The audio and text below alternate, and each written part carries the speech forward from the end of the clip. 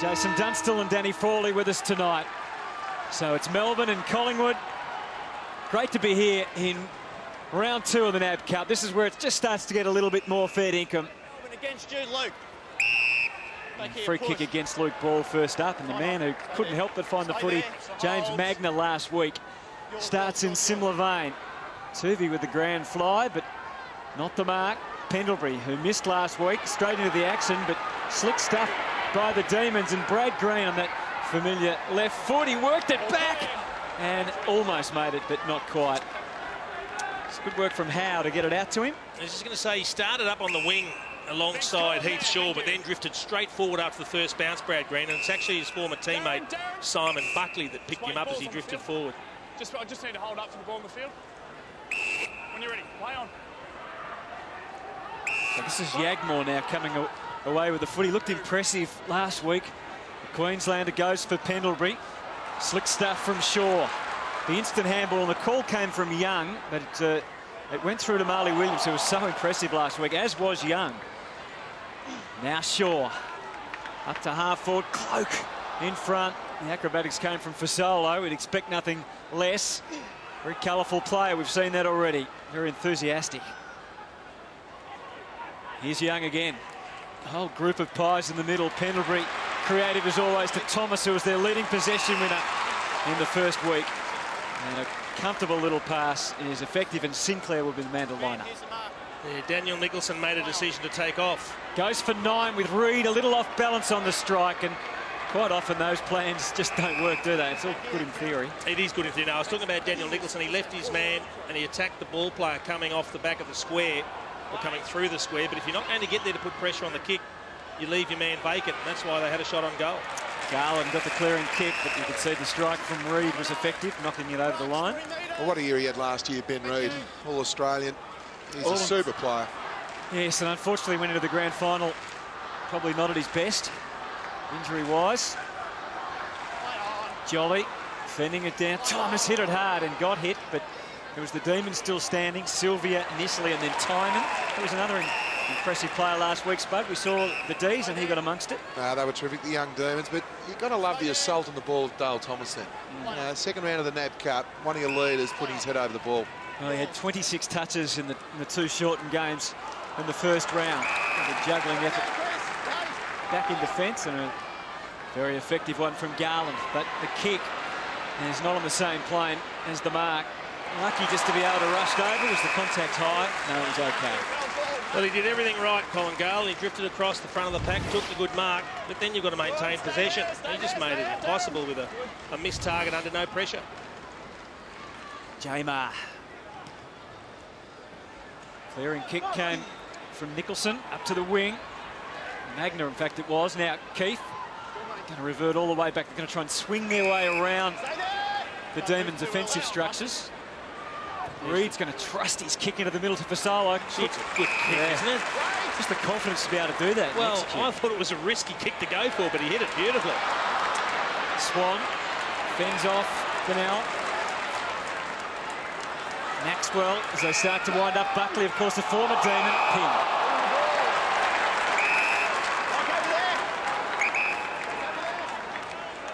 Thank you. So James Seller played a handful of games at the end of last year for the Adelaide Crows in defence, and that appears to be where he's been picked up for as far as the Demons are concerned. Jack Watts, nice start, but the Pies have got the extra man in defence. Come into play now as Shaw fends off from Green. Maxwell as the troops arrive. They can work through Keith, and they can eventually try and get it to Jolly, but can't quite get the next link in the chain. Do you know what has been good in the first 5 minutes here is the pressure, the defensive pressure that Melbourne is putting on the Collingwood players when they get the ball. It's been first rate. Well, it was difficult to determine too much last week because of the conditions.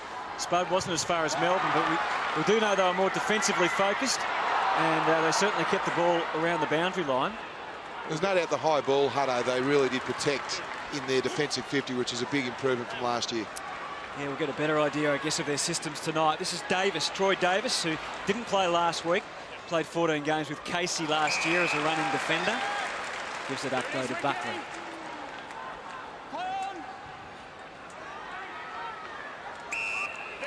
Darren Jolly, who's trimmed down a little this year, looks in really good nick. We've got the loose now with Heath Shaw in lots of space. But is there a way out for them? As you said, oh, that's a big call. Big call. And Shaw just had to try and back himself to escape, and he couldn't do that. Beautiful corralling. Magna, Petterd. All Collingwood there. Key for, ran into Sylvia. Was careful not to give the free away. Sylvia got crashing through. And Jones should and does kick a goal. And Melbourne have started impressively here. They kept the pressure on the ball, Jason. Really important, Melbourne. The forward pressure there, just to keep the ball alive. Puts any defence under pressure. You can see next Maxwell there was pretty frustrated. Not happy with the decisions, but that it was a free kick. Did he actually drag him down, or did he just hang on a fraction long? There's not a lot in that. There's not a lot in that. But the ball did spill out anyway to Nathan Jones. So, but the point I was trying to make, they really did keep the ball alive. They try and hold the ball in. So that's a terrific start. Collingwood dominated the first couple of minutes of this play, but that's a pretty good fight back from Melbourne. What I like about their pressure is they're denying Collingwood players the time to use the footy. They're making them make instantaneous decisions. So Jamar and Jolly, both first-rate ruckmen, trying to feel each other out a little there. Running around in the centre was Jolly. Swan, who started on the bench, into the play. Pendlebury working the angles by hand. Sinclair straight ahead, bullet at gate sort of stuff. Out to meet it was Payne. Garland for the D's. Tuvey and Petterd. Ricky Petterd did particularly well in amongst three pies, at least initially. Now Tuvey, Swan. If anything from what the track watchers say, he's lost a couple of kilos.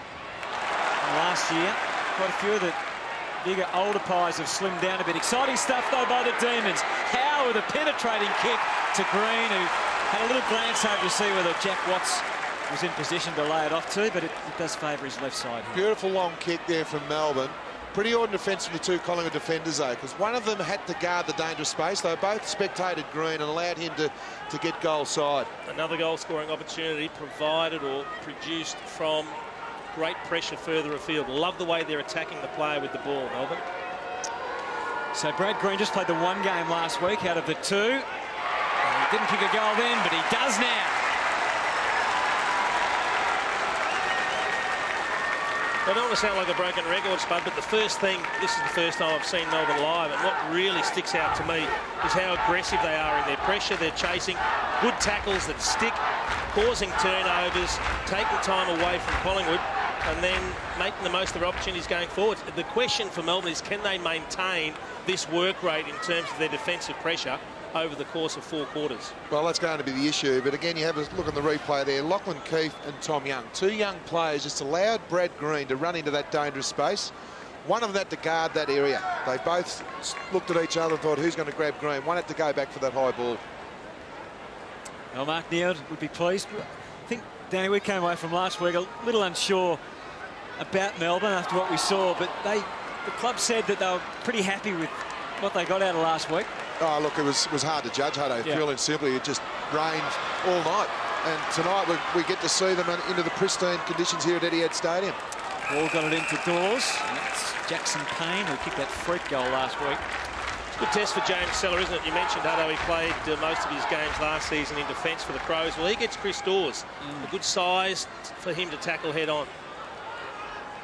Couch, that if you didn't see last week, the son of Paul, was getting the handball out. Pressure was on, well done from Magna, and they get out initially, and Nicholson's kick, though, was a little too wide. The other big matchup in the Collingwood forward line is Travis Cloke and James Frawley. Well, there's a couple of the star key position players of the competition that'll go head-to-head a number of times, you'd think, over the next 5 years or so. Haven't really seen them in the frame yet, have we, tonight? So here's the Pies trying to wind their way around again. Last time it came unstuck. They've just gone back 80 metres. I think that's Melbourne's pressure too. Their press is really impressive at the moment, the D's. They're really forcing Collingwood to overpossess. Great pickup. Something we're going to have to get used to this year, I think. Beautifully played by Pendlebury. We'd love to get used to watching that. Pendlebury into Thomas. It's hard to stop class. And Pendlebury just attacked the footy. It didn't get to him on the full, but he picked it up cleanly, almost on the half volley. Turned, and then on the opposite foot, he saw Dale Thomas leading up the corridor, hit him with the perfect pass. He's had the 5 disposals already, Pendlebury, and he's going at 100% effectiveness. As I mentioned, Dale Thomas, a total of 26 disposals, 5 inside 50s and a goal in the two 20-minute games combined. Now, here's the kick from Thomas on its way. Collingwood's first goal for the night came from Pendlebury and Thomas. Well, while that was going on, Dane Swan came off for a spell. Young Colin Mooney comes on, one of the young Irishmen. Dale Thomas comes straight off after kicking the goal. There's that pick-up, turn and deliver from Scott Pendlebury. And Heath Shaw is heading in, or he was about to head into the centre circle. He's come back out to the wing when he realised there were 4 already in there. But that was great play, wasn't it? Melbourne defended really well. Collingwood switched it. They've come out to the far side and then hit up Pendlebury and Thomas. That is a really good result there for the Pies. I think both coaches would be thrilled, boys, at the moment with their plans in the off-season. You look at Collingwood wanting to come through the corridor a little bit more, just then receive the rewards of a goal. And the press, you'd have to say, for the Ds, would really be thrilling Mark Neeld at the moment, both goals as a result of the press. David King down the boundary tonight for us, as again the Pies are able to work it through Shaw initially, and then Young, and then Ball told to play on. He's happy to do so. Young again, penetrating kick, well placed for Cloak. Hard to get around a body like that. Terrific mark, terrific contest. That is the perfect contested mark from McKee forward. He protected the drop zone beautifully. He engaged James Frawley first, so he knew where James was. He didn't allow him to run over and spoil the ball. Just have a look at the preparatory work here from Travis Cloak, and then he engages the body beautifully, protects the drop zone. Perfect contested mark. So big Travis Cloak, he didn't play last week. He dominated the air last year, of course. They're prime forward, and I guess you always keep an eye on how he's kicking is. He improved so much last year. We could probably get off his case for the start of this year. Collingwood with 2 goals, Melbourne also with 2, the Demons with a slender advantage. Yeah, he'd be happy to see that one go through first up, just explaining to the other forwards around him how he wants the space to open up. Look, James Frawley's a brute himself, but Travis Cloak is one of the biggest, strongest men in the competition. He is that wide across. James Frawley couldn't get the arm around him to try and spoil the footy. He just protected the space that the ball was going to drop into. He's 5 axe handles across. He's huge. Well, have a look at the difference there. The chest frame. The width they're similar, but he's not small, James Frawley. Gee, he's a big, strong man, Travis Cloak. Yeah, you could see the frustration on his face, couldn't you? They clearly couldn't get around him. Here's Jones, who's the captain tonight for the Demons, in the absence of Trengove and Grimes, both out injured. And Shaw leading them to the boundary. It looks like young Dan Nicholson there, 26, is playing a defensive role on Heath Shaw. Great learning curve for the youngster for the D's. Well, Shaw started last week laying 6 tackles, so they don't mind getting down and dirty, the Collingwood Stars, that's for sure. Here's Yagmore, who was so impressive last week. Came scooting through. Told everyone to go fetch. McDonald was pretty solid for the D's last week. Beaten that time by the pace of Mooney. And nice little intercept from Darren Jolly. Back towards the Irishman, Mooney, who goes and goes again, but a bit too swift that time as the big man Salah just stumps it as far as he can. Howe and Watts with the joint targets, but it falls for Thomas. Away from Bate. Thomas ended up handling to himself. Like the old bit of KB action there. I don't think it was by design so much. The numbers are obviously with the Demons, but they have to work pretty hard. Still Thomas hassling, trying his best to jam. Oh, there's a great leap from Howe. We got used to that last year. One of the stars of the pre-season by all reports, Jeremy Howe. That's a good grab. Pings it in long. There's a bit of pushing and shoving going on away from Keefe. Sylvia was 3rd in line. Bate, who was impressive in the midfield last week. Buckley maybe could have got a free. Tuvi's kick went straight to Davey. This is for 9. Looks pretty good, but it just won't have enough on it. He'd been sitting out the back waiting for Collingwood to win it and then switch play. Heath Shaw, so he was perfectly positioned to cut off any long shot for goal. Pendlebury prepared to bring it in, as Kingy said, in first and then out. Oh, literally out. You spoiled his 100% efficiency rate. Look at Jeremy Howe. He just hangs. He went early and he hung there. Kept his eye on it. Got a clip over the head from Ben Reid coming through as well. That's a great grab. He's a good size also, 190 centimetres. We know he can play forward. Will they be playing a bit more up the ground in the midfield? Well, Reid, he also shows some aerial dominance. Well, what's one thing you can't do against Ben Reid? He's one of the best interceptors of the high ball in the competition. And there's a preparedness to kick into the middle to Mooney. Bit of a rushed handball, made life difficult for Young. He's able to maintain some semblance of possession, but a little bit over-eager, bit of holding on. Couch takes what turned out to be some advantage. The umpire not happy with the hesitation involved in all of that, and he's going to come back. Well, he was a little bit lucky to get away with that, Joel McDonald, because he didn't keep his body behind the ball as he attacked that 50-51. Davey pops up, mate. Oh, boy, it was just okay for Watts. Well, that's what you've got to do against Nick Maxwell. They're obviously trying to hit up Jack Watts, Maxwell's direct opponent. Yeah, there's an ordinary decision because Howard made a really nice lead into the middle corridor, and unfortunately it wasn't the right choice or the right execution as it turned out. But it's early days and the Demons are playing pretty well. They're really taking it up to Collingwood here. The odd fumble or two from the Magpies. Also a great hunting by Sylvia to Jones to Magna to Sylvia again. Oh, lovely little shimmy and a terrific looking kick. Unfortunately, it just got run down on the line. Well, it's a let off. Simon Buckley there, ex-Demon. Turnover. Another mistake for the Pies. Opens up for Nicholson to find that left boot. Gee, they should have made him pay there. Missed opportunity for the Demons. Missed target coming out of defence. They had numbers, they could have raffled it. And in the end, it was Nicholson who took the responsibility of having the shot for goal. He pulled his kick. Well, they've the 10 inside 50s, Melbourne.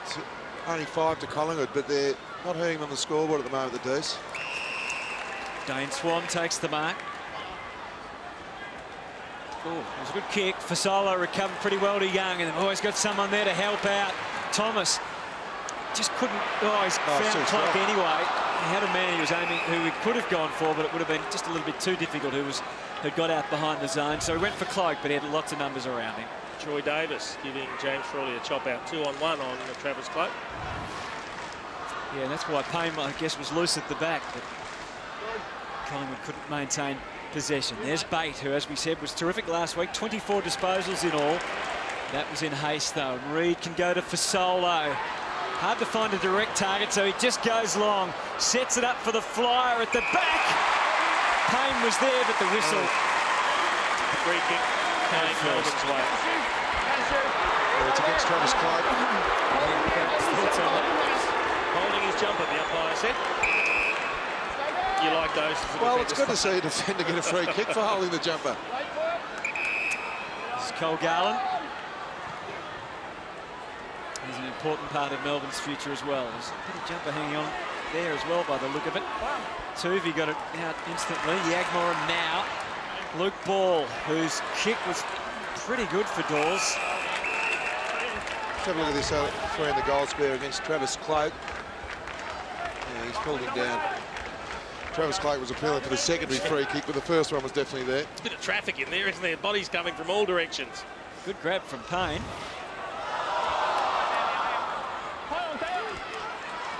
Play goes on.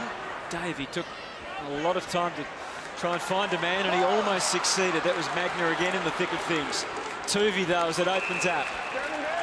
Mooney with a stab. And a good stab, too, to Fasolo, who's certainly been prominent thus far. It's just for 6. And that's just for 1. It's all right. He was outside of 5 metres before he played on. Blue dot. Blue dot, thanks, mate. I think he fancies kicking a 9-pointer, Alex Fasolo. He had teed off before from about 60. He wanted to do it again then. He's just got to be careful he doesn't get caught up in it because he has had other options. That was not ideal, but Howe can drag them down from anywhere. Well, any high ball, you know, he's never in doubt. Just kicking to his strength, and they're just about through the Demons. They can handle this successfully. Oh, Petterd with a bit of whiplash. Both boys.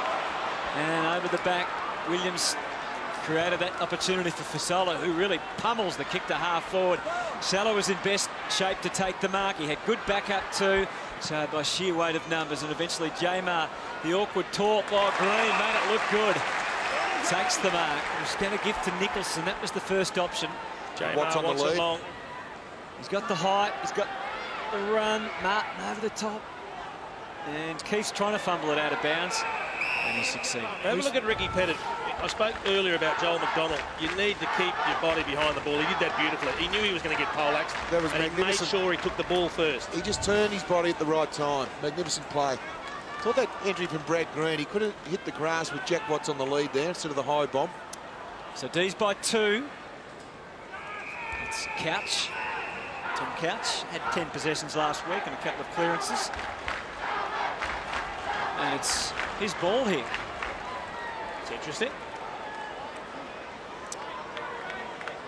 Thought he escorted it over. Anyway, we'll check on that.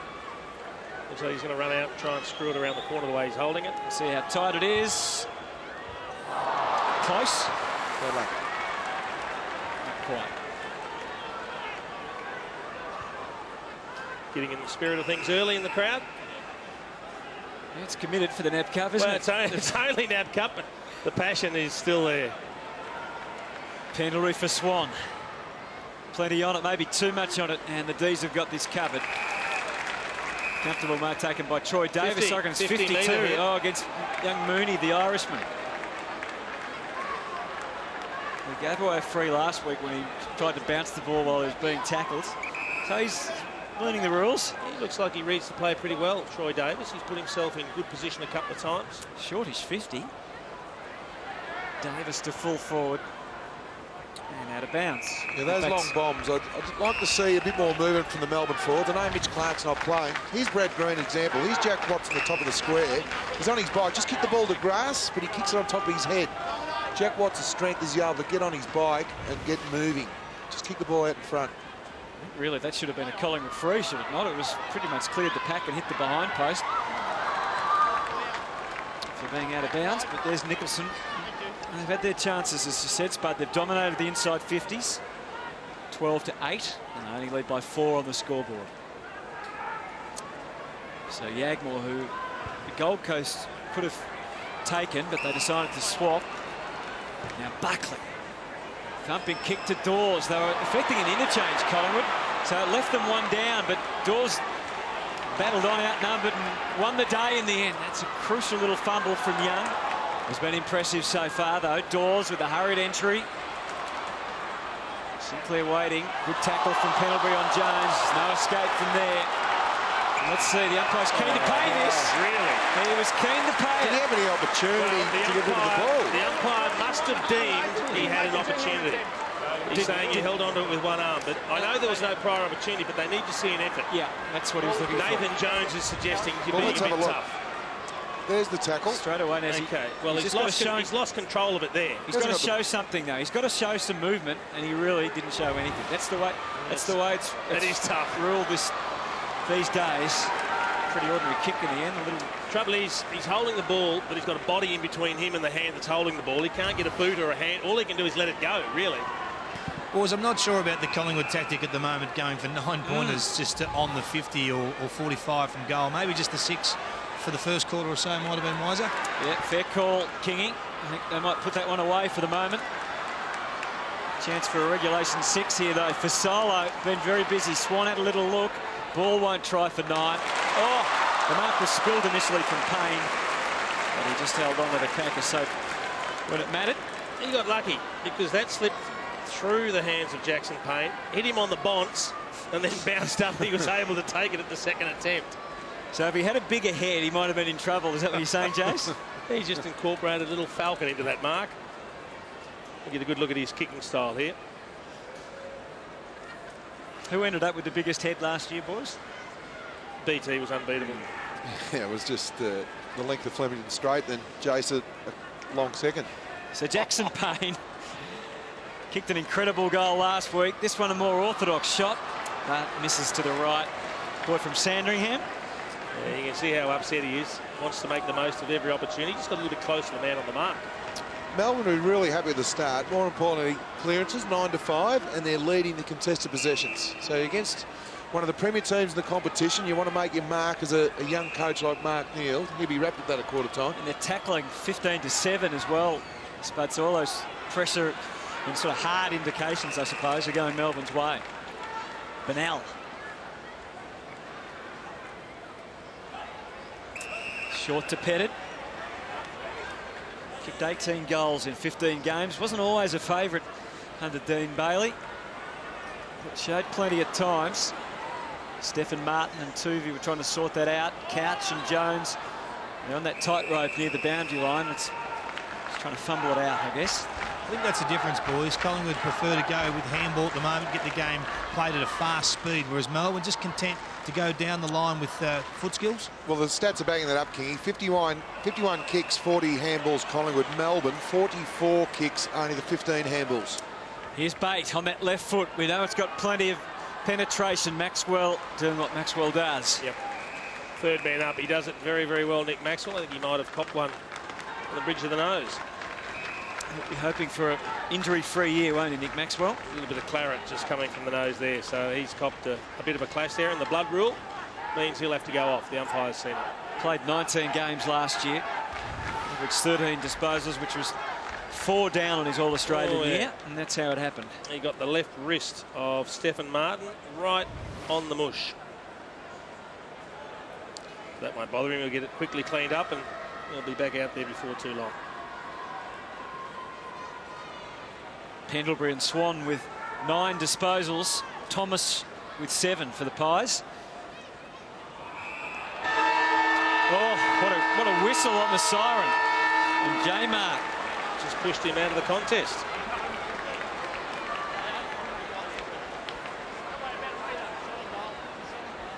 These are the ones you don't like giving away. Darren Jolly. You can just see, just muscled him out of the way and pushed him to the ground. He knew straight away when the whistle went. But to compound matters, to make things worse, the siren went. Now they get a shot for goal after the siren. Well, they really gave away a few opportunities. And that one is another one that's gone by the wayside for the Demons. Good start. Like the first quarter. Terrific contest. Yeah, and Melbourne not just in it, they're in front. 2-6-18 to 2-3-15. So stay with us on Fox Footy as NAB Cup Week 2, Round 2 continues. 9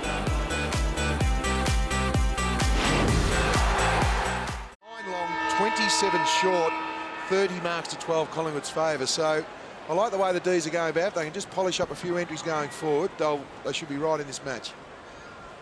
Jamar and Jolly continue their struggle in the middle. Here's Bate. He's really reinforced the Melbourne midfield. Bennell out to the wing. Sylvia well up the ground. Guiding kick. Petterd maybe got some high contact surely there. Couch got it out. Green really got it out. So it's Collingwood's ball.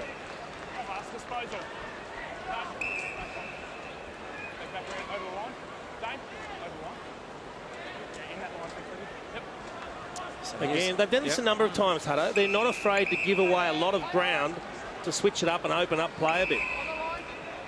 Well, scored 1 goal in the first quarter by doing this, and Melbourne have to react to it. They went from nearly a forward flank to the opposite back flank before they went forward again. Well, what it'll do, it'll really test Melbourne's press by continually switching the angle of the ball. I guess it's very soccer, isn't it, I suppose? It's easier to do it in soccer than it is in our game. The sheer distance you have to cover. Payne, the ball is out. Let's see what the umpire says. Just fumbled out. Yes, it'll be a throw-in. But what it also means is when they do go backwards like that and they start to open up the field further afield, it means there's got to be a lot of work done, a lot of running done by the Collingwood players into space further afield. And it'll be interesting to keep an eye on that. Well, it can come unstuck, can't it, too, with a one misfire. Yep. Quick handball initially from Tynan and then Nicholson, and they're again up towards their 50. And we've got a throw in. Aaron Davey, big year for him coming up. Obviously one marred by injury and poor form last year. New coach and real opportunity again for Aaron Davey to get back to his best. Thomas again, multiple efforts for Solo. Payne. Nicholson gave it up to Sinclair. Hurried kick. Melbourne should have this covered through Joel McDonald. Blew the whistle. Blew the whistle too early. Then he waved play on. Yeah. Even the umpire assumed he's going to mark. He's gone again. Well, that is just 30 seconds that Joel McDonald would love to have back. Still the easiest chest mark, and then didn't know what to do with it and coughed it up. And well done to Mooney too. Caelan Mooney, the Irishman, who wins the free. kicks it in deep. There's Sylvia's handball. There's a bit of fumbling spreading here. Garland retrieves the situation. And off hands. No, it was out on the full already. Cloak takes it instantly. Well, what Garland had to do there, I know he's under extreme pressure. He had to look out the other side. He had Melbourne players free on the other pocket. That's easy from up here, but you must try and clear the ball by switching the ball at times. Or if you make the mistake, at least make it long. I think he's stolen this, Travis Cloak. I'm not sure this was his free kick, boys. He's rushed over as a left footer should from this area. I'm not sure he was the closest man. What's interesting with Garland... No, you're right. You're right. Garland and McDonald, Simon Buckley. Yeah, they both fumbled the ball and ended up in Collingwood's hands. So, clean ball handling. Can certainly get the journey, Travis Cloak. Well, he was lucky the umpire brought it back because the play on kick he had, I think, just about went out on the full. That's a mighty thump. It's obviously not a goal, not a score. Mooney again involved. Hurried effort from Pendlebury. Just came unstuck with Tynan getting involved, and now Couch, Jones, and the D's temporarily out. But only temporarily. It's ironic, boys, because I reckon there was a time during Travis Cloak's career where he ran the other way from that shot at goal. Reed with the setup. Jolly read it beautifully through the air, and then everyone landed on top of him. Great defensive play from Melbourne then. But not so in the end, because Pendlebury found a way through. Now it was Colin Sylvia hanging his head because he again attempted a short 10-metre pass coming out of defence that missed the target. If it's not a certainty, you've got to go long. Oh, and again, he left that hanging in the air for too long. Buckley sees off Nicholson. Sinclair right at that intersection of the 50 and the boundary. High ball. Dawes at the work. Push hard. And that's a good result for Collingwood. Well, it's been a disappointing start for Melbourne in the second term. They were so good in the first quarter, but they've come out, they've fumbled, they've missed targets. They need to get back to the assuredness they had in that first term. And this is modern footy, isn't it? You make a few mistakes and the ball just gets locked in the forward line of the opposition. Bate trying to overcome those odds and the obstacles for Solo. Finding a little way out. Thomas just hoping. Garland, they've got some numbers there, the D's. Green from Sylvia. And then again, it makes it more difficult to get out when you can't just reset with a throw in either. If anyone thinks the NAB Cup is not fair dinkum, have a look at this contest here and have a look at Jolly. He gets poleaxed by about 4 or 5 guys. Including a couple of his own teammates. But this is when you know Collingwood's on song, when the game's played in their half, as it has been these 4 or 5 minutes. Oh, great tackling by Dawes. And again, there's some more evidence for you, Spud. Terrific to see. Good contested footy. Not a lot of latitude shown for Matthew Bate there. I thought it was a very quick whistle, but he said you tried to break the tackle. So if that's the intent of the play, you then have to dispose of it correctly. We'll see what happens. The ball's been in Collingwood's forward half for the whole start of this second quarter, and eventually mistakes will crack open. The umpires have had a big pre-season as well, Jace. They're just right on target for everything. On the whistle. Now Dawes, he continues this trend of poor kicking from both sides.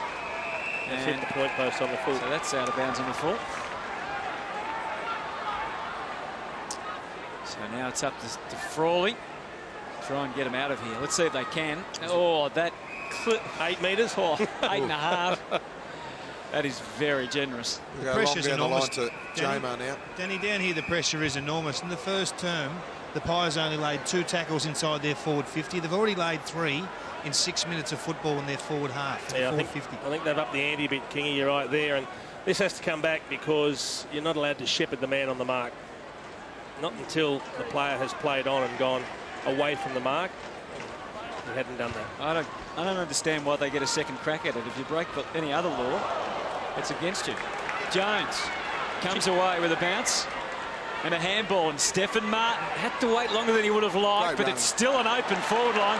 Sylvia might have had 9 in mind. He kicked hurriedly in the end. Still, they've got the opportunity, but not for long. Buckley with the give and wanted it back. Reed was fortunate. Keefe was handballing blindly. Let it go. Let it go, and Davey does. He did that well, I reckon. That has to be a Melbourne kick. Yep. Good spot by the umpire. Heath Shaw closed down Colin Sylvia quickly. We now know what Aaron Davies is going to try and do. Around in line, please. You're right there. Stay there. Aaron, you're right now. Jones tells him, don't pass it to me now. Keeps walking sideways. Davies opened up the angle. Oh, without the umpire calling play on, didn't matter in the end. They did get away with a bit, I reckon. Yeah. Just edged his way inbound, but he held back, didn't touch it, and that's what players will do. Because there's no point him taking possession there when he's going to get a free kick for letting the ball go over the boundary line. So here's Yagmore again, 15 disposals and 5 rebounds last week, and he's already kicked pretty well. Oh, Thomas got the timing all wrong. How good a mark's that from Garland, though. He had a blow jump on his shoulder, but then he just was strong enough to stand up and take the mark. Well, he's prepared to take it inside. Joel McDonald, thankfully, doesn't spill that one. He's got Jamar down there. That's where he's searching for. Reed was onto it. Martin was there as well. So both the big tall timber for the Demons were providing forward alternatives. Away from Magna. Nice little spinning move from Salah. Maybe was a little ambitious. Jones, crafty little kick. Perfect. Well, Mel continually bombed the ball in, and I know you said Jace was a really good Well, I thought Jamar should have done better. He had a run and jump, and he didn't judge it. No. But that is what Melbourne need to improve on. If they can just lower their eyes at the correct opportunity and hit a free target, because what Collingwood are trying to do now is look for that high ball. You can see Reed and Maxwell there. Jones lowers his eyes. Impossible to stop that kick, of course, but well, I think Nick Maxwell was alerting Reed to the fact that Howe was loose, but Reed went the other way. So this is Howe, who, as we said, could hardly have been more impressive last year. And that'll do. That's a goal that Melbourne desperately needed. After they missed so many chances, that kicked a couple of goals early and then had gone to 2 goals, 7.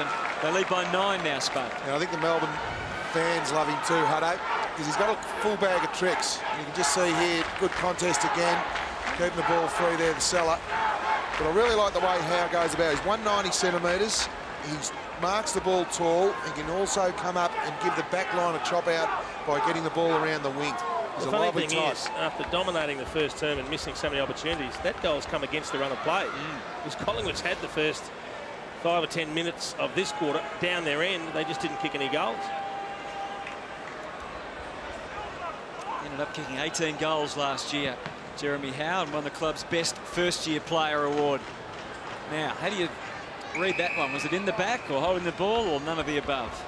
That's Magna underneath Dale Thomas.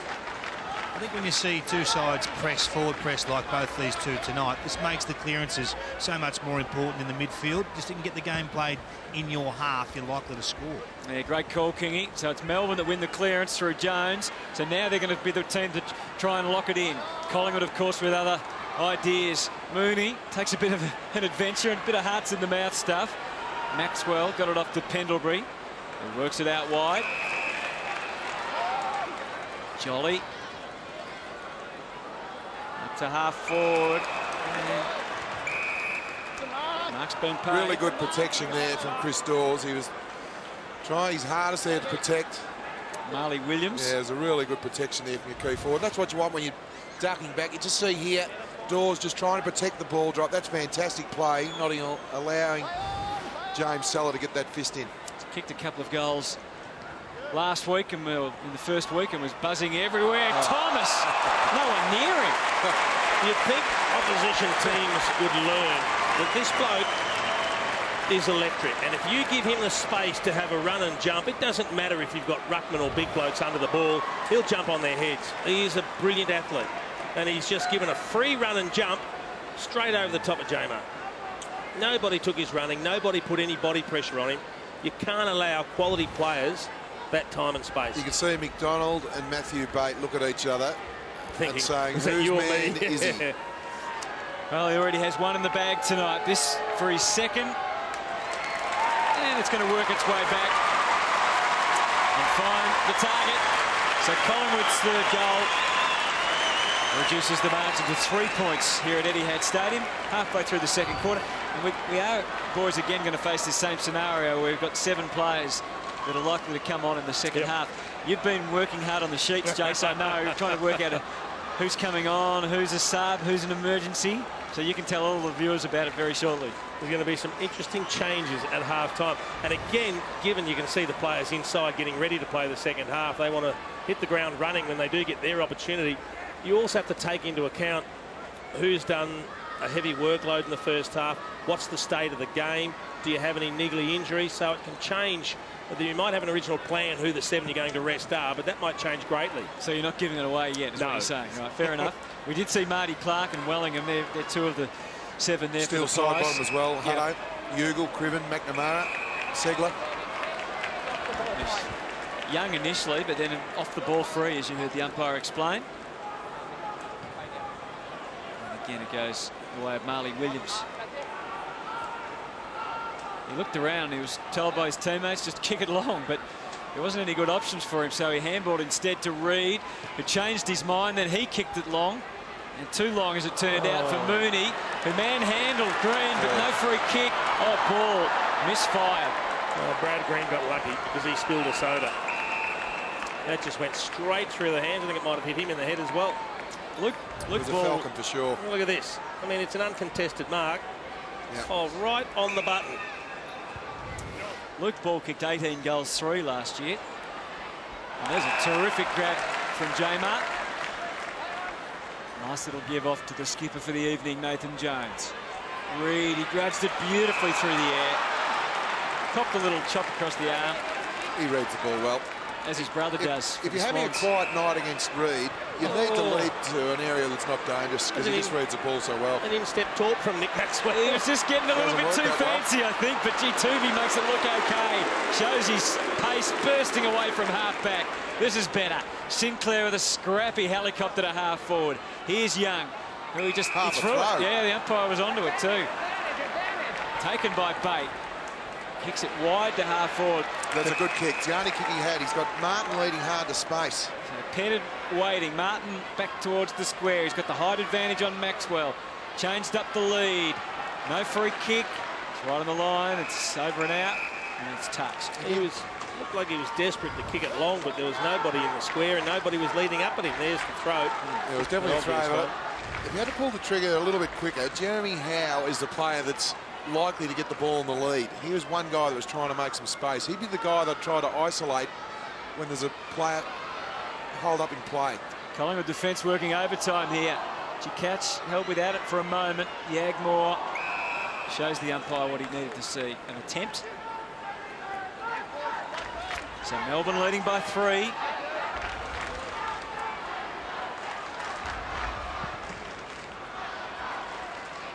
Jolly with the definitive tap, but it went straight to Sylvia. Collingwood defenders trying to be the umpire as well. Yeah, he all stopped. He sure could have picked up the loose ball. He was too busy giving a decision. So we're into the time on phase now. The first 15 minutes without time on. The last 7.5 with it. Pendlebury. There's a lot of rules in this NAB Cup that change each week, aren't they? Reid spreads it wide. Finds Heath Shaw in the back pocket. They closed the switch off pretty well, though, there, the D's. Little kick for Reid. Decides to just go with the flow and give it to Ball. Nice pass, and Payne really ran onto it hard. Good hands. Terrific hands out in front of the face. Coming in for his 3rd disposal. So hasn't had a lot of it, but has been in amongst it all the same. Delivers 2 for Travis Cloak. Kick in the half. He came out bounding away and giving it plenty. Hard one to Reid through the air. Martin, was he interfered with by Fasolo? No. They keep it in the dangerous area. Demons have numbers. An initial fumble by Martin, but they get away. Looks like Bale's been inserted into the action. It's all Collingwood out on the wing. So Dane Swan. So they've got all the numbers on the wing, which means they probably don't have too many inside. So they have to be careful with their approach here. Luke Ball used the numbers to his advantage. Keith got lucky. Got Cloak. Got a high one. Pendlebury did well to get the spoil on McDonald, but McDonald was determined and got through and kicked it. But again, it's all Collingwood with their lineup of players on the wing. Maxwell looked like he had something in mind. Dawes put all his effort into getting rid of his opponents, and in the end, it's going to be a Melbourne ball.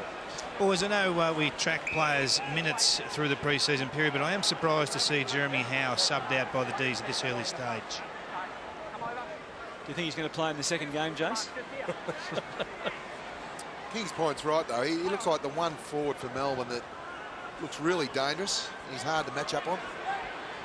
I know a couple of Collingwood defenders would be glad he subbed off too, King. That's for sure. Pendlebury. Dawes. Sellers ball, eh? Bit of confusion, maybe against Fasolo rather than against Dawes.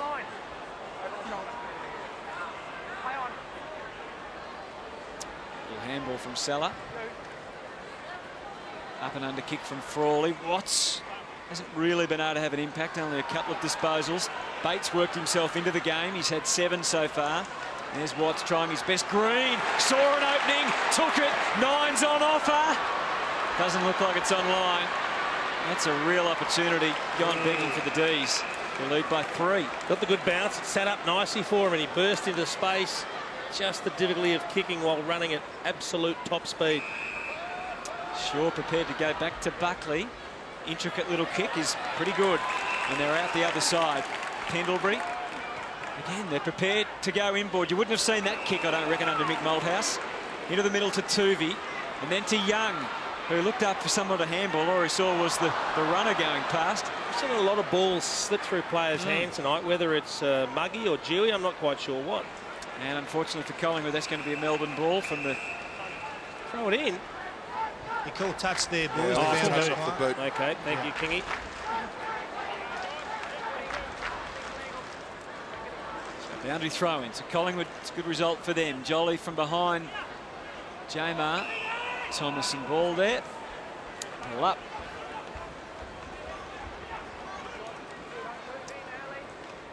As we said, the last 7 minutes of the quarter includes time on. High contact on Magna there. This is the problem, boys. This possession here, Melbourne have really struggled to get players on the end of marks in this midsection. They've only taken 5 marks in 20 minutes of football. Now, this is a problem for them. They need to get their taller players on the move and provide some options on the wings. What do you put it down to, Kingy? Is it the balance of defence and it getting in attacking positions? Yeah, and it looks like their ball movement is really slow at the moment. They don't look to be instinctive. This is suiting Collingwood. Look at Reid and Maxwell and Jolly. That's bread and butter for them, Collingwood. Good kick. It comes out this time. Magna got it for Petterd. Well that was Watts. Delicate and delightful from Watts. Deserves a goal. Not so. Well, it was a good chase from Tuvey then, which just made Ricky Petterd have to kick it, I think, a little bit quicker than he wanted to. He'd love to have run a lot closer, maybe even had a bounce, and he'd back himself against most players. Well, and Tuvey's got a lot of speed. Reid's, this is his 4th mark. He's had 8 disposals. He's the guy Melbourne have to identify to get him out of the area, the dangerous area, and Maxwell. For Pendlebury, and then out from Williams to Dawes. He had options. He just had to turn a bit quicker and see them. By the time he did, Melbourne an extra man back. Gee, that's... Sure about that. That contact was going to be inevitable, wasn't it? Maybe Sure he really did anything wrong, did he? Probably took his eyes off the footy and then just allowed his body to keep going, perhaps. Oh, joint spoil was terrific. Again, there's a fumble. It is definitely greasy, isn't it, out there for the players? Sylvia, brilliant stuff through to Green. Good running, Martin. Now to half forward. Here's Stefan Martin, wide out at half forward.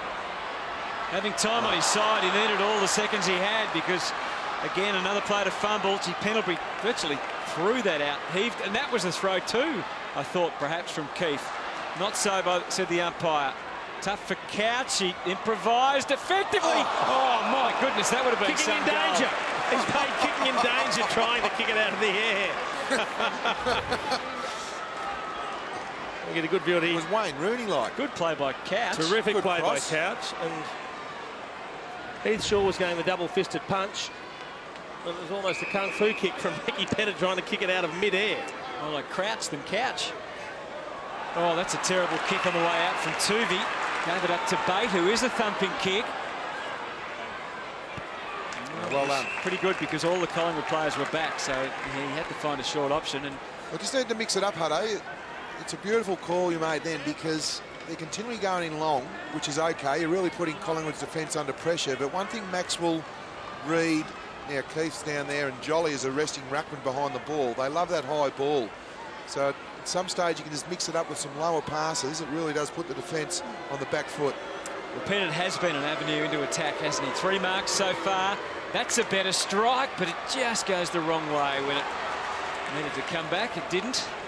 You can't expect to beat a team like Collingwood if you continually miss golden opportunities. And 3 goals, 9 is not likely to get the job done. And 1 goal, 3 in this quarter. They've had 9 inside 50s to 7. So and it's disappointing, particularly for a team that's coming from down the bottom, trying to get up into the top half of the table. You've got to reward yourself when you have good passages of play and you do good things.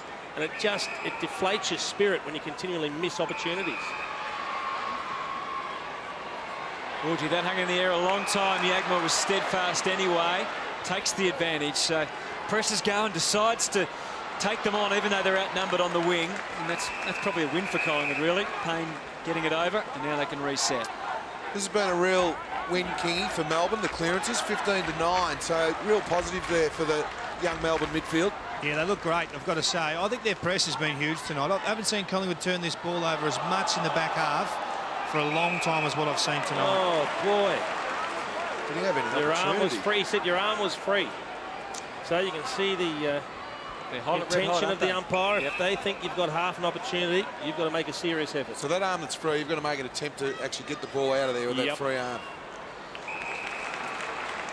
Jama pushing back.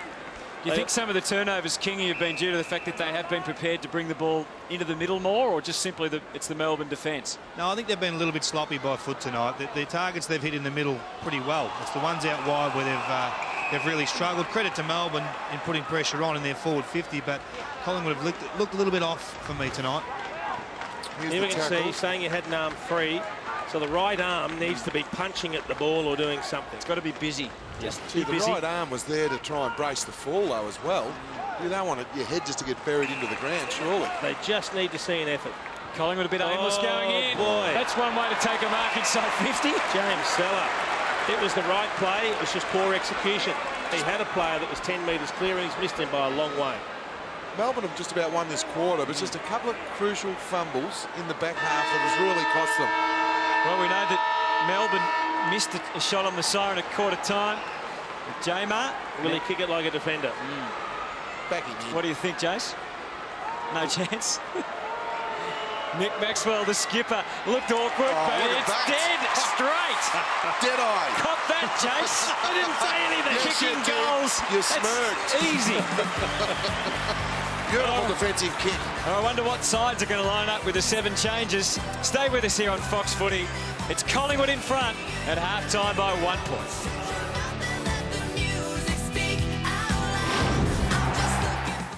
"12 months, Hutto, over and on. Yeah. Good recruit to come back for Collingwood.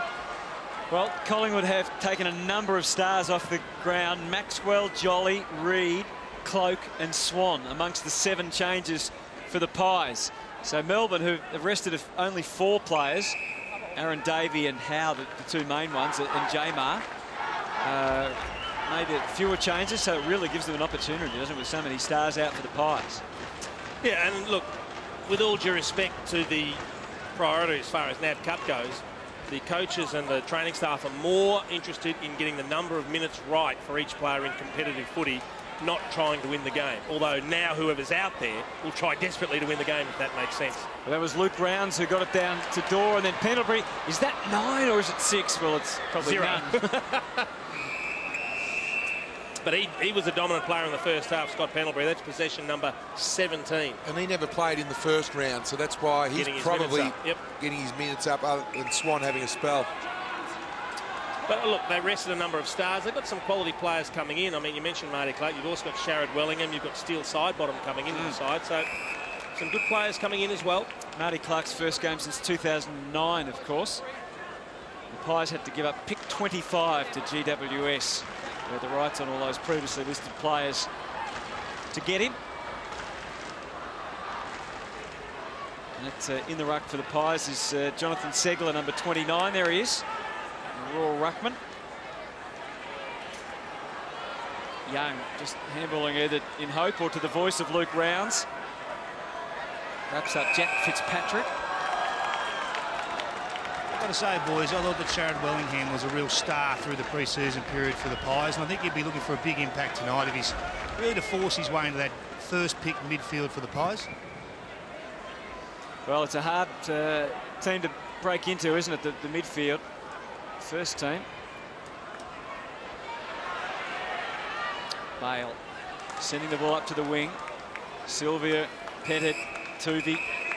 Well, I think, look, there's no doubt that Jared Wellingham's in their best side. It's a matter of whether he can get in that starting floor in the centre square, isn't it? Because it's hard to beat when you've got players like Pendlebury, Swan, and Ball, Thomas, yeah. Side bottom. Segler up over the back of Fitzpatrick. So both Jamar and Jolly off for their respective sides for the second half. So from the senior ruckman to the junior burgers out there. Falls for Petterd again. He's been busy. Opportunity for Lynden Dunn. Fresh legs against side bottom. So fresh legs on both sides. And he looks like he's going to play as a dedicated forward, starting pretty deep forward, Lynden Dunn.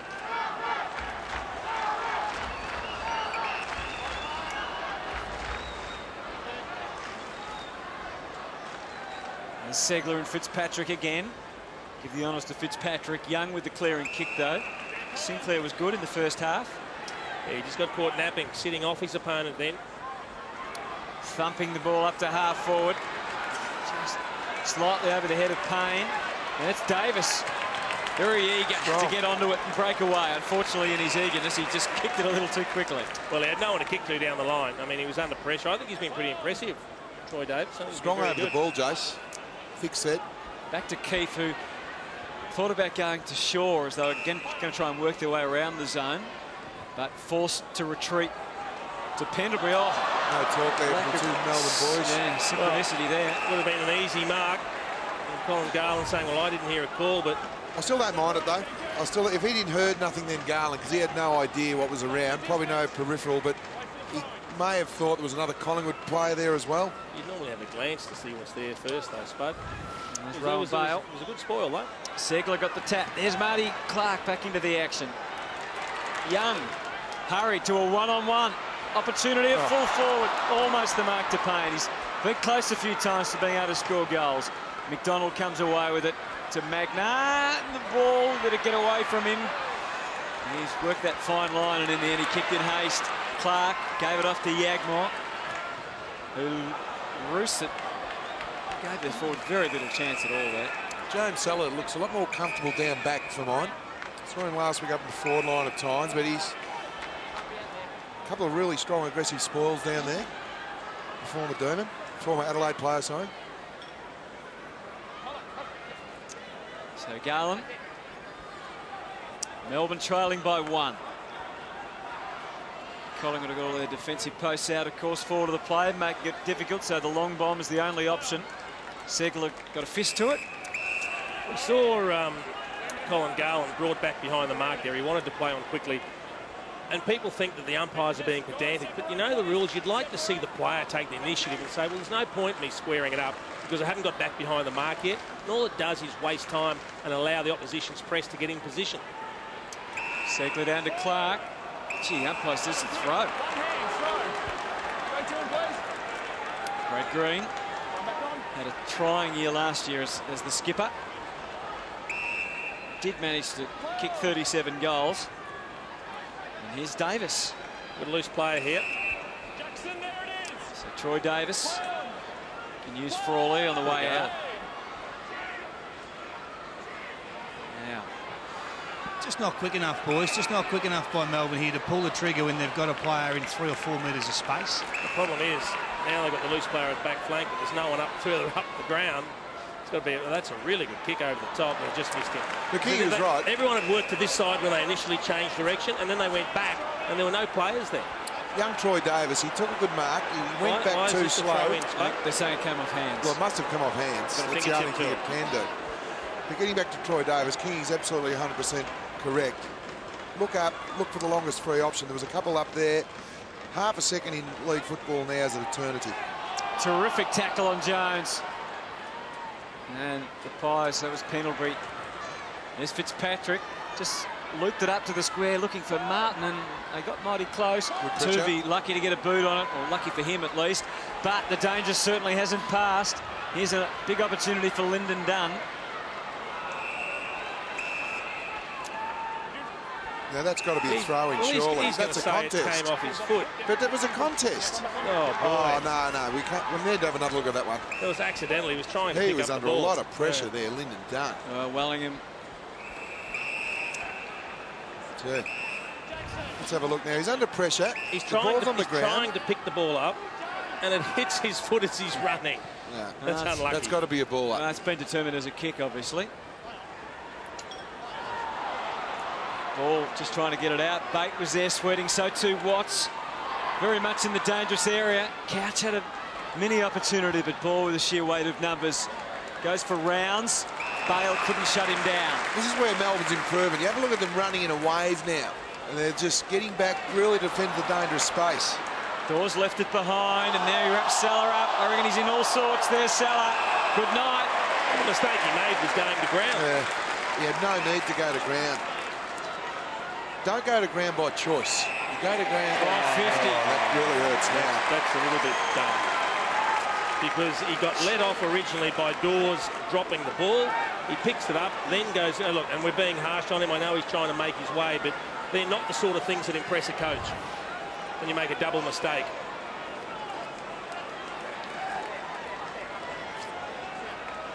I mean, he's hanging on to him. It was always 50. He's taken the 9 here, boys. He's assessed where the mark was going to be for 6 points, Dawes, and's elected to take the 9. See, they're keen on the 9 tonight. We saw that with a couple little handoffs. That didn't work. So he could have got closer and gone for 6. We know he's a big kick, though. I think he'll get the trip. It's going to need to do a fair bit from there. What would your advice be as a goal kicker, Jason, in that situation, to get closer and get the 6? It's an interesting one. I think, given how tight the game is, take the regulation shots. I mean, that's what you're going to do in the season proper as well. Yep. And as a forward, you want to be in the groove of your set shot routine rather than trying to speculate with 9-pointers. Kick the goal. I guess he may not have been that much closer. May have only been 5 or 10 metres closer. Gee, Magna, he's impressive on all fronts, isn't he? Strong over the ball. 24-year-old. Yeah, lots of footy in the last 2 years in the VFL. Had the most possessions in the VFL last year. Well, he's had the most possessions for Melbourne again tonight. Again last week. And we know they've got a couple of spots up for grabs. He's on the rookie list, so they can promote him when they like. So Luke Ball can give here. He does to Buckley. This will be for 9 as well. Good pressure. Anyone to take a mark? Good speed. Sam Blees got there quickly to put a bit of pressure on Simon Buckley. Doesn't it depend what football club you come from? As a junior club, you're just trying to get them $500 worth of footballs through NAB, boys, doesn't it?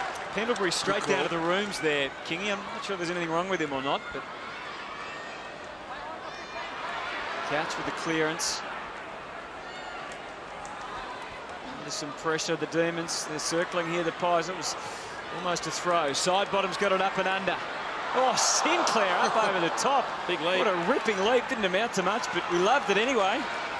Bennell. Oh, they're away here. Off to Magna now. This is just got to be sensible ball use. The Pies went one-on-one rather than trying to zone there at the back end, so that was smart play. Didn't give them any space. That should be holding the man. Slung him to the ground after the ball had come free. They had an opportunity there. Good play there from Michael Hartley from Collingwood. Well, we've seen this a number of times, haven't we? Going backwards to switch direction. And then you see the Collingwood players working really hard to create in the open territory. Hartley first, then Keith, then Shaw, then Wellingham. Both Young and Sinclair providing options for him. I mean, that's obviously a Nathan Buckley philosophy. He wants to change direction, and it doesn't matter if you have to go backwards to do it. McDonald had his sights set on that one. Dale Thomas to add a bit of class to the mix. The give, the get back.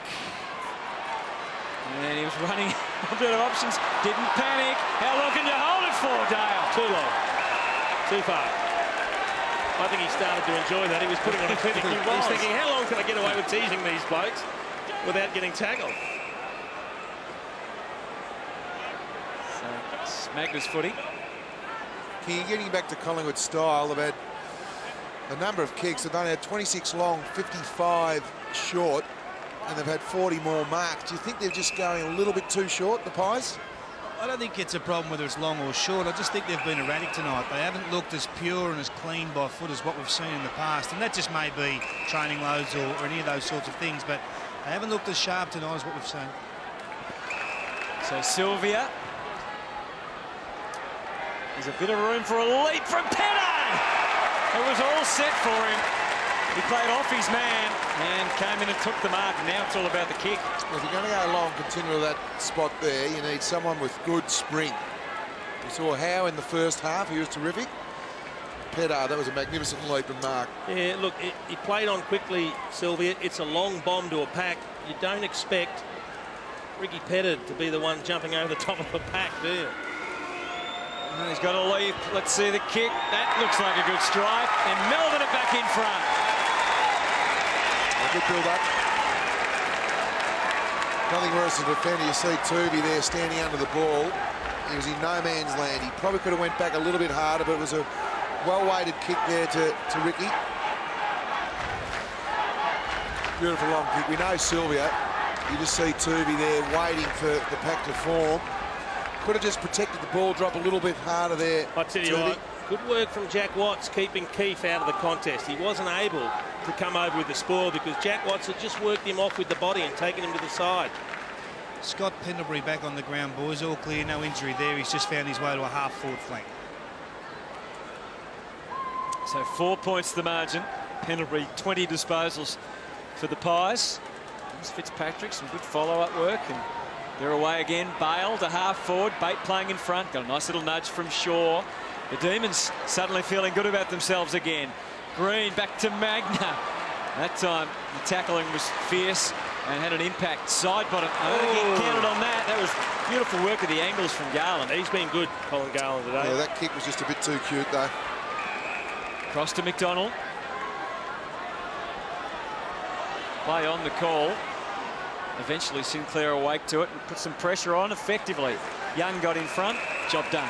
Had to pull the trigger earlier, Joel McDonald. The long kick over the top was the one they wanted. He just didn't have the confidence to really go for it straight away.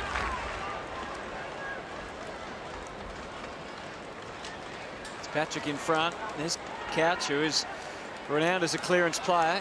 Chalk up another one to him. This time it's all Collingwood, though. Sinclair. Patrick again goes and gets it. Oh, Burnell lucky to get away with that one. Just in the nick of time. Jones to Frawley. This is promising. And again, it's Sylvia rampaging through the middle. Well-placed ball. Dunn just had to stand his ground. Kicks the goal. And the Demons are well in front now in a tight game. They're out by 10. Magnificent passage of play. I think the play of the night so far. Long, running the ball through the middle of the ground. It was the hand pass at centre-half back that set it up. There was a little bit of traffic there, but Nathan Jones didn't panic. He just drew the player in, and then he was able to give the hand pass over the top. You have a look here. He draws a few in, and then he lets James Frawley get over the top, gives it to Sylvia, a bounce and a long kick, and they're running with the ball towards goal. Very difficult for a defender. And I just watched the preparatory work. It was great running by Dunn, but Lockie Keefe just allowed Dunn to get goal side. He just had to body him up to protect that dangerous space. You'll learn from that. Once the forward gets behind you in that passage of play, you are done. Something to think about there if you think about becoming a Melbourne member. Some nice play. Side bottom, he's gone. Again, the tackling and the pressure has been good. They've laid 5 more tackles. Again, they're working their way through the middle. Couch has been busy for them tonight. Hurry kick into the 50 is effective again. Well, if you continually win the clearances, which they have all night, Melbourne, at some stage you can reap the benefits. Magna. Oh, it goes for a dangerous pass, but it comes off. That's interesting. I wonder if that's a lack of confidence of having the shot for goal, because he's not much closer in, and James Magna was directly in front, although he's got the hands on the hips, so maybe he's out of breath. And he's found a pretty good kick of the footy in Colin Sylvia. No doubt. But this is the opportunity for Melbourne to go bang, bang, bang and make the most of the opportunities. They just need to keep converting if they're going to get over the top of Collingwood. We're into that last 7 minutes, so time on is part of it now. In this third quarter, Sylvia, crucial kick. It looks terrific. It's right through, and Melbourne 16 points in front. Well, like the King talked about in the first half, winning centre clearances. And it's amazing when you have a look at the stats. Melbourne have 23 clearances to 15, but a couple of unlikely types. We talked about James Magna pre-game. He's had 5 clearances. And the son of a gun, Tommy Couch, has had 4. So 9 of the 22 for the young demons in the middle of the ground. That is fantastic to see. And that tackling again, there was 3 players tackling. He wasn't a side bottom, so it's always an indication that you've got everybody switched on. You know, the 89 Brownlow medalist Paul Couch was very good extracting the ball from clearances. He's left his imprint on young Tom. He's been impressive tonight. Been impressive, Tom Couch. Not sure he's got the long raking left foot kick of his old man. Speaking of left foot kicks, Thomas decides to go with a left boot to full forward all the way. Oh, terrific tackling by Ugle, who's on the ground. Kirk Ugle getting his opportunity. Kicked a couple of late goals last week to help the VFL team beat Geelong down at Simmons Stadium. Out to a 16-point margin here, the D's. They'd like to build on that in the closing stages of the third quarter and really shut the Pies out. Dawes and Fitzpatrick. Ball confronted by Blees, who's another one who's onto the ground and out into the thick of it. Bate, nowhere to head. Yagmore looks like he might have pushed up the ground a little, although most of the players are up the ground, to be fair, at the moment. Ugle, his opportunity passed as Fitzpatrick. Well, that's a real improvement for Melbourne there. You saw Collingwood going inside their forward 50 and you had extra numbers behind the ball that made it really hard for Collingwood to score. That is a terrific, and that just happens through a pre-season. That's well done, well coached. Lynden Dunn's given them something as well in this third quarter. Oh, no! Almost a catastrophe. He marked it. That is, in the end, that's a brilliant mark. It is. That's a brilliant mark. If he drops that, it's a goal. Yeah. And he's... That wasn't brilliant. Wouldn't that be time just to kick the ball? Oh, please. He got away with one. He's played well, Colin. He got away with 2 there. Oh, they've done well. It was all part of the plan. They're loose here. Yeah, it was all part of the plan. And now Petterd is inside 50. And the Demons, he blazed. Chip over the top. Had to give it to Martin. A handball to Stefan. They had the extra number and it had to go over the top. Just have a look at this. He trips and then takes a brilliant mark. And then has a brain fade. Oh, he's millimetres away both times from conceding a goal. Dawes up to give them a target on the way out, but Bale had a good tour of the ground there. Nicholson over the top. Side bottom came sneaking through, couldn't take the footy, couldn't probe it out of there. The ball was doing enough. Melbourne's advantage currently 17 points. See, Stefan Martin has pushed to full forward, opposed by Michael Hartley, boy from New South Wales. Thomas just hacking it, hoping that Sinclair, he wasn't able to beat Couch, and there's a good mark by Green. High up and under to full forward. Martin able to take a chest mark. Well, that's the... on Hartley. Yeah, that's the strange part of that passage of play. I thought he was going to take the big high mark. He ended up taking it on his chest. Look, they are looking particularly good, the D's. And I know it's an extremely inexperienced Collingwood lineup that's out there. There's only a handful of their stars out there, their premiership players, but you can only beat the opposition that's in front of you. At the moment, Melbourne are doing it quite handsomely in this third term. So Stefan Martin to convert and extend to 23, the gap between Melbourne and Collingwood. And that's exactly what he's done. Just repeating off in this second half for the Pies. Maxwell, Jolly, Reid, Cloak, Swan. That's not bad, is it, when you can take those players off to give them a rest? And Fasolo and Mooney also. And just to back up your statement in this third quarter, Jace, Melbourne have gone inside their forward 50 only 8 times, Collingwood 9. So what Melbourne have been able to do is really deny Collingwood some scoreboard pressure. They've only kicked them 1 behind. Melbourne have gone in 8 times for 4 goals, which is absolutely outstanding. Doesn't it make a difference when you kick straight? You get your tail up, everyone's up and about. You're rewarding the good effort further afield by finishing off in front of goals. 7-10-52, 4-5-29. Fitzpatrick's been all right in the ruck too, giving them something, a bit of guidance down to the Rovers. Segler got amongst it there and Couch initially, but now it's the Pies coming away. Hartley to ball. Here's Bennell springing the step for the D's. Green to Sylvia, gave it everything he got all the way to Watts. Spud, we highlighted James Magnet prior to the start of the game. He's had 11 touches in this third term. He's been the driving force, really got them up and going. He's a ball magnet, absolute ball magnet. 24 years of age, mature age rookie, done it the hard way. Marty Clark giving them a burst from half-back. Side bottom. Dawes well placed here with Payne alongside him, but Davis not denied. Stood up in the tackle, strong legs. Uses Garland and then Salah. And on the way out, the D's are going. They've kept the ball moving much quicker, haven't they, in this third quarter on the way out, which is what Kingy was hoping they would do. There's a little hands in the back against Shaw, I reckon. Yep. Goes to Dunn. Well, they've got momentum now, the D's. Stefan Martin's deep. So is Watts. And so is... Oh, Petterd over the top. He got up first too.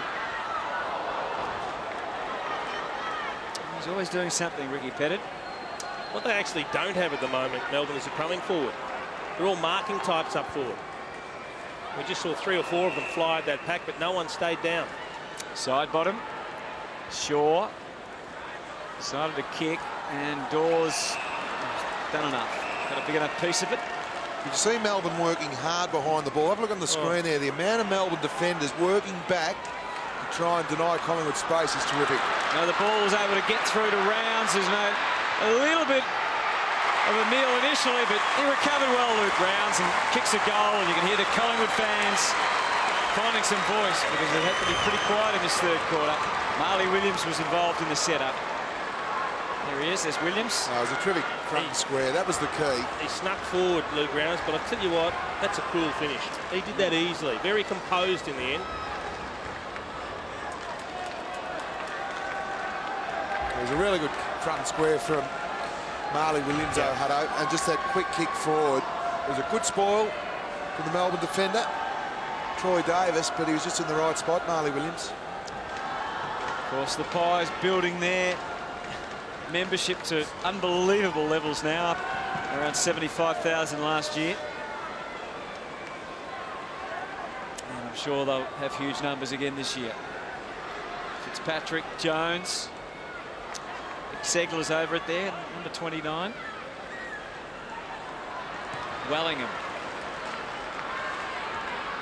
Young playing in front, maybe was manhandled by Frawley, They need to be careful here, Melbourne. They've done so well to build up a good lead. They've just had 1 goal kicked against them, another now, and Collingwood will be the ones going into 3/4 time break with the momentum. That's a mark. Oh, it's a mark. Payne. He's taller than you think. It's amazing. He's thick set. Have a look at the build over. He's 194 centimetres. So 6'4.5" in the old. When he stretches those arms, he's a strong build. It looked like they had it covered. There were 2 of them there. Gee, that's a great effort. Now, for the age of 18, that is a very big build. Rowan Bale thought it was coming over the back and he'd take the easy mark. As I mentioned earlier, kicked 13 goals in 10 TAC Cup games for Sandringham last year. So this one shouldn't be a problem, and it's not a problem, and Collingwood not done with yet. The far side Collingwood, a lot of youngsters there stepping up. Melbourne dominated the start of this third quarter. Collingwood have kicked back-to-back goals to keep them right in this game of football. Rule number 1 as a defender, Spud, you've got to kill the ball. It's okay to go the mark, but if you don't take it, you're in trouble. So if there's any doubt, you go the big punch. Yeah, there's no doubt in that, Jace. They had a 2-on-1, and that Mark Neal would be upset when he has a look at that. Well, not only Rowan Bale go for the mark, but he knocked out Troy Davis, who was actually going to create a good, strong body spoil. You've got to play the percentages. Jackson Payne shown a bit in the first week, and now in this Collingwood's second week as well of the NAB Cup. Here they come. Yep, Pendlebury. It's been a real swing around, hasn't it, in momentum. Rounds just couldn't get the second bite. Sinclair was there. It's pretty good backup material, though. And Rounds still was stumbling around a fraction. Bale was taking no chances that time. Luke Rounds didn't play last week. It's his 4th year at the club, as we see Mark Neal, the former Magpie assistant, now in charge of the D's. He'll be mighty pleased with what he's seen so far. Luke Ball He'd be happy, Hutto, but he wouldn't be happy with the last 3 or 4 minutes. No, he wouldn't want to see him concede one here. Odds were against them there, but now it goes in their favour at ground level. Sinclair tried to sneak his way through. Now Young. Good pressure. 9 seconds. Hurried kick. One more chance. Shaw. Good man to have it. Goes for 9. Can you believe that on the siren? It's not going to get. Oh, no, touched it. How could it get through? No one touched it. No one touched it. Will they go to the video? They have to. They'll have to. They'll have to. Let's listen. They're going upstairs. I don't think anyone touched it. I don't think anyone did. And this is a horrendous mistake if no one touched it. Well, the last 2 mistakes of Melbourne have cost them goals. This one could be a 9-point goal. They had time to clear it. There's 4 of them down there. Nah. You can't tell. Can't tell.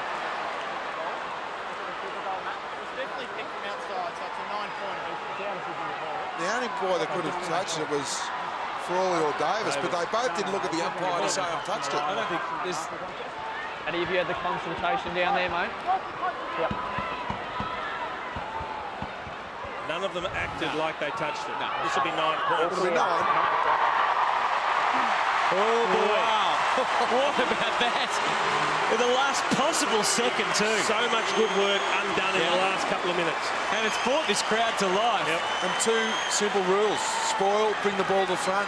They both elected to... Oh, they didn't get a hand on it there. Gee, Mark Neal wouldn't be happy with that. Watching the use of Brad Green in this last term, he's played a bit of everywhere tonight. He's had 13 disposals, kicked a goal. Just want to know what his role's going to be going forward. He's a dangerous forward, we know, but where's he going to play? So we're into it in this last quarter. You could feel that sense of momentum change, couldn't you, once Collingwood got that 1 goal. And that just continued for the last 5 minutes of the term as Thomas spreads this one a little wider than he would have liked. And now, what's the call on that? That's a throw-in, okay. Did well, Dawes, just to get to it. Get a fist for the ball. See Bate and Green on the bench there for the Demons. Be interesting now if Collingwood kicked the first goal and actually hit the front to see whether that affects the mindset of the Demons. They played so well in that 3rd term. Well, that'll be interesting to see, because if you improve as a team, you don't get dictated by the scoreboard. Yep. But when you're a young team trying to find your way, if an opposition such as Collingwood kick a couple of goals early in this last quarter, it'll be interesting to watch Melbourne's body language. Good lesson there for Sam Blease. He thought the ball was out of bounds. He turned his back, and when he looked up, the quick kick was going to the man who was standing right next to him, Dale Thomas. Side bottom recovered from playing on too swiftly. Clark, who looks like he's got back into the swing of things pretty well. Here's the wind around again from the Pies. Been happy enough to go all the way back to Keefe and then to Shaw. See how hard the Collingwood players worked. That wasn't the option. No, it wasn't. He really didn't give Young any chance at all. Young followed up beautifully, though. He's gone. He's Brought Dunn down. Surely that's holding the ball. Not so. And the Demons might yet prevail, or they might not, because Luke Rounds had the last say in it. There's Bennell under some fierce pressure. It's tough in there at the moment. It's Paul Cribben, who played part of the reserves game today. Kicked it to full forward. And was that Escott's touch? Yep. Throw in. He took an eternity, Lynden Dunn. It was a tough hand pass because it sat up in the air. He tried to spin out. He was held. I guess the umpire said he tried to get rid of it early and then didn't really have control of it, but the ball just sat on him. Ball was able to pop it up. Wellingham not quite. Segler was working with side bottom, and Wellingham again couldn't quite get enough on the kick to score. Spoil. Well, it knocked it at least 20 or 30 metres, but the danger hasn't passed. Rounds now. He's going to come back and get a second opportunity here. Well, Luke Rounds, you know he's hard at it and he's strong over the ball.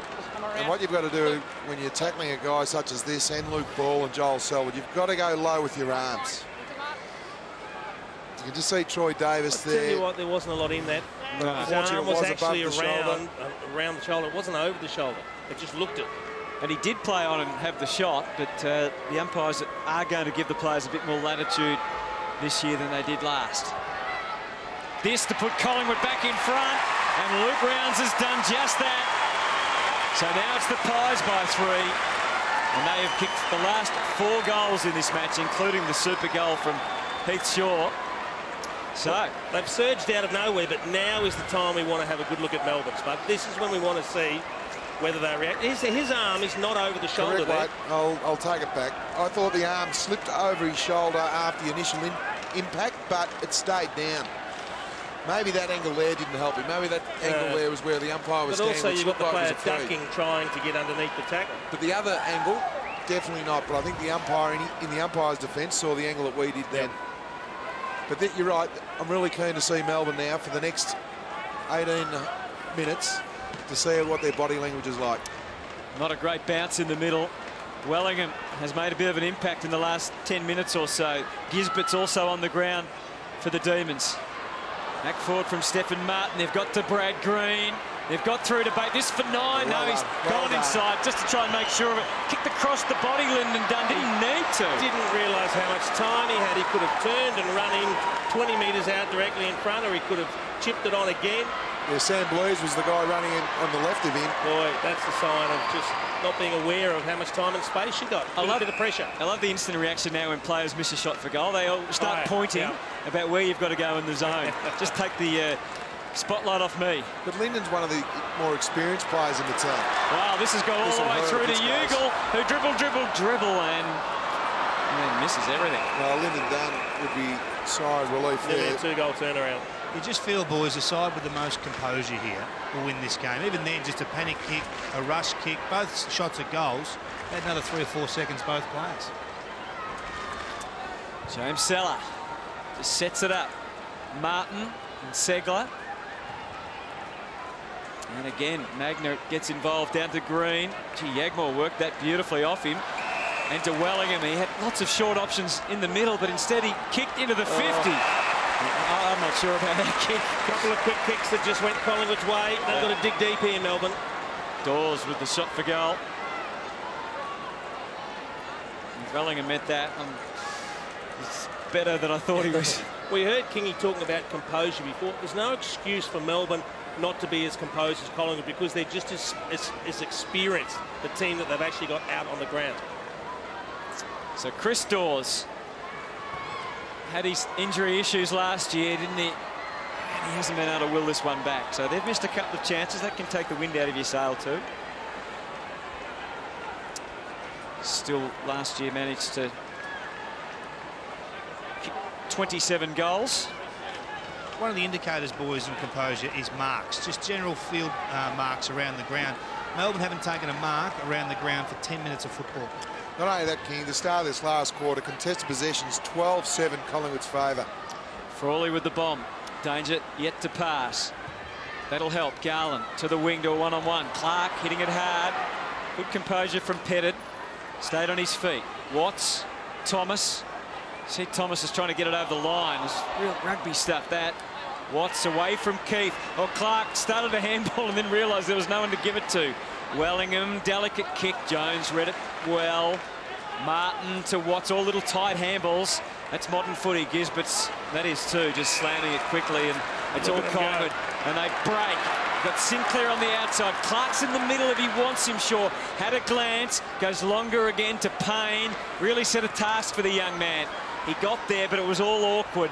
Davis, Payne kept on keeping on. Davis, good work, and eventually they get away through Bale to Bennell. Space in front of him here. Can go up to Petterd, who can take the responsibility. No, he decides to pass to Martin. Good hit. That was clever. He had options. He could have had the shot to goal. He could have gone back and had a shot to goal. He could have snapped it quickly like Dunn did before, but he just took his time. He saw Martin in the corridor leading at him. A little chip kick gives a regulation shot for goal, and he has gone back a mile, Stefan Martin. And the two defenders, as you can see, were well off Martin. 80-metre runner. Comes skipping in now. Well done. Won't criticise it, Spud. No, exactly. If that's his routine and he's comfortable with it, you do it. They needed it. Melbourne back in front. No, I wasn't being critical. If that's the thing he's going to do over and over again, and that's what makes him feel comfortable, it's fantastic. Run with you, Jace. This is great poise and awareness. Because he could have done anything. He had so many options. He kept his head, took his time, and said, there's a set shot from 25 out directly in front that we shouldn't miss. And Martin really is a ruckman that can play forward, isn't he? In fact, he's a genuine in-betweener, isn't he? Still learning the game, but he's such a good athlete. You just think he's got to have a big future in this Melbourne lineup. Started off his career, I think, in defence, and we've seen him pretty much everywhere. Melbourne back in front. Nice struggle here in this round 2 clash between two pretty young combinations. Couch again with the clearance. Well into the 50, a wandering ball for Petterd. He's been everywhere tonight. He's kicking another goal. Oh, that's brilliant. He's the live wire up. Brilliant. His second goal. He's kicked 3 behinds as well. He's laid a few off. So Ricky Petterd, he's had 11 kicks for the night. No handballs. Centre clearance is crucial. Nathan Jones, young Fitzpatrick in the middle of the ground. Couch. He's a machine. Well, that was interesting because Thomas was on the defensive side of Petterd. He stopped. He got caught ball watching, and Petterd was the one on the move. And they're letting him know about it down here, Jace, too. Lynden Dunn straight over to Daisy Thomas. So if you play down back, you pick up a man. He's that sort of bloke, Lynden Dunn, is he just loves getting under the skin of players. He's still wearing that moustache, or is he, Kingy? Still got the moustache, and it's still not looking any better. Getting back to Tom Couch, he's had 14 disposals, 8 contested possessions and 5 clearances. So 13 of the 14 of the key indicators that you want from an inside player. It's impressive, isn't it? So after 4 in a row for Collingwood, 2 in a row for Melbourne. Restores their lead to 9. Jones got ridden into the ground by Rounds. Spreading hard, Melbourne. Got an extra man in front of where the potential leaders are coming from here. Now it's pretty much one-on-one. Petterd again, he's got the run. It's cleared the pack. Again, everyone flew for Melbourne. They just lack a crummy. You'd love to see a small that can read whether to get front and square or over the back of the pack, like on that instance. Just someone that knows where the ball's going to go off the pack. Interesting kick to a 1-on-3 situation here. Yeah. Open the door for Frawley and the Demons. Oh, banana. Yeah, angles it back to Stefan Martin again. Not quite. Yeah, it's off hands. Doesn't like the left peg chip. Well, I know where he got that one from. My left leg was used for balance, Jose. I think his is as well. Wasn't a bad kick either. Kicked it to a dangerous spot. Segler from behind. He had a piece of jumper there. Jones found a way through. And the captain leading from the front. A crucial goal, Melbourne's 3rd in a row. Well, we had a chat about it 3/4 time. Melbourne's body language, how they're going to respond. Colin kicked 4 unanswered goals. This is real positive signs here. Look at the stoppage. Luke Ball, he's on a gun player there, and Jones just lost him in traffic there. That is a magnificent stoppage goal. He had Nathan Jones almost out of the contest, but he just reaches across with the left arm and drags it almost from directly in front of Luke Ball. It's not often Luke Ball gets beaten in that situation. That's brilliant. That is brilliant play from Nathan Jones. Not a lot Ball or the Collingwood defenders could do. That's just too good. It's as simple as that. One thing they can't do, though, they can't let up. They need a 4-quarter effort. That's what Mark Neal demands. Well, hopefully they learnt that from the 3rd quarter. Yep. Because it can happen so quickly, particularly with the 9-pointers up for grabs. I wonder whether Nathan Jones was seriously considered as a captain. Just that little bit older than the 2 they went with. I think in recent seasons he's just been a little bit inconsistent with his form. But you can never doubt his desire, his determination and his work ethic. He was 4th in the best and fairest last year. He's played 106 of the last 110 games. What was he the year before? I don't reckon it must have been the year before. He didn't quite have as solid a year as we expect from him. I don't have those placings in front of me, Good. Jace. Thank goodness. I didn't want to be proved wrong. Maybe I was wrong. They're manning the mark beautifully now, though, Melbourne. Not allowing Colin to play on quickly. Michael Hartley was the kicker that time into Shaw, who beckons for someone to lead up, and someone does. It's big Shay McNamara, is it, who's taken the mark? He's out there. 204 centimetres of him. 26-year-old American. Here's Wellingham. You can see what he was trying to do. The percentage player was to put it to the top of the square. Pendlebury was starting to work to the top of the square.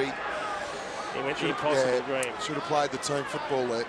I think that'll really disappoint Nathan Buckley. The lair rising, he spoke about it at 3/4 time with us on the boundary. Just the lair rising that they've used, particularly out of their back half, but around goals has been pretty poor tonight. And we talked about it, playing for the 9, didn't we, in the first quarter, Kingy? Yeah, exactly right. Just the percentages haven't really been there for the Pies tonight. And of course, inside 50s are even. And I think taking out of this game, regardless of the result, is the way Melbourne have defended their defensive 50. It's been terrific tonight. 2 on 2. And that's a free against Dale Thomas. Well, he highlighted the contact well done, didn't he? He really made sure the umpire saw it. It was just a subtle nudge, but Dunn made sure he could see it. And he's just telling everyone there, I'm going long. Well, he's one of the longest kicks in the competition, Lynden Dunn. The distance will be no trouble whatsoever. It's just a matter of accuracy. He'll have more to say, no doubt, to Dale Thomas if he kicks the goal. I look forward to that. Let's hope he kicks it then, just to see if he can give us some more entertainment. Collingwood fans, no doubt hoping he misses, because they trail by 16, and a goal here with 8 minutes to go is going to make life awfully difficult for him. It's a big kick, we know that. It's worked its way back. Fantastic. And it's a goal. So Melbourne have answered those 4 goals that came. They've kicked 4 in a row. And Lynden Dunn's been something for them up forward in the second half. We asked the question of Melbourne, Spud. They've answered in spades. This has been... And again, we've got to remind ourselves not to get too carried away. It's NAB Cup. It's an inexperienced team on both sides of the court. We've got to say there's a lot of senior players out. But their body language and their work rate and their desire has been impressive. What Mark Neal and Neil Craig and the coaching staff can show the players, regardless of the result, this is what happens when you play well. Yep. And this is when you have a lack of concentration, a lack of discipline at the end of that third quarter, when you'll be back in the ruck. If we play 4 consistent quarters and back each other up, we'll have a positive result at the end of the year. Dale Thomas not on him there after that kick. He's pushed up the ground a little bit more. In fact, here he is, trying to hunt it down at cross half back, and he's got away with that one. Throw it in. Just had confirmation, Hutto, from our super producer Ricky Boy, that Nathan Jones didn't finish in the top 10 of the 2 years ago. 2 years ago. So I feel vindicated. How'd he go in 2009? Well, Grimes and Trengay would have barely been playing in that year. But you're right. Look, he's been a star for them, the way he goes about his business. He's a terrific leader for them now. He's really shown that on the ground tonight, as we saw with that goal, but just the whole way he's gone about it. McDonald into the 50. What's with the climb? Good effort. Again, the defensive pressure comes. It's good. Crippen was involved. Yagmore, and now just making them kick the ball quickly. Tom Young, but it ends there. This is Tom McDonald for Melbourne. Good strong mark. Bangs away. It was a reasonably aimless kick, though, because there's so many Collingwood players there. Nathan Jones again. Steamrolled him. Dale Thomas got out of 2 tackles and maybe a third as well. Marley Williams comes away with the footy to half forward. Melbourne have the extra body, and they use those numbers to effect. Joel McDonald, they roll across half back. Garland out to bait. Got 2 to beat here. Oh, Falcon on the head again. Another Falcon. Pretty clumsy there for the Collingwood defender. Buckley. He's hurt himself too. Bait keeps it moving. Yeah, it's bent, but gee, Nicholson just got away with that left foot.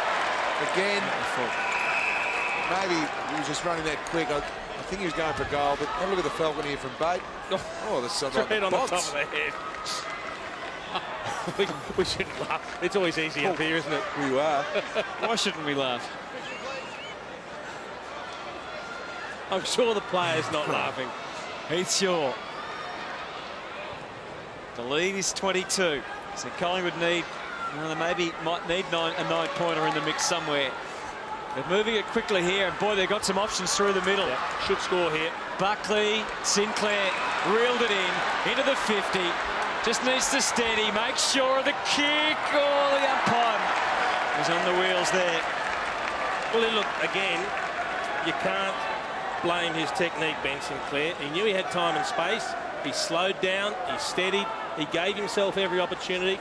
Just the execution of the kick.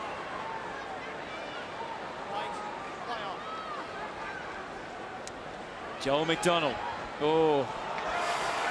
Gives it straight up to Rounds. He had some options in the 50 there too. Got himself in trouble, Joel McDonald, when he had the bounce. It meant he had to kick the ball very quickly when he got the ball back. Big Shay's in the goal square. Rounds has gone even further than that, or tried to. And as the end there, it was a pretty low percentage kick. But they have it deep in attack.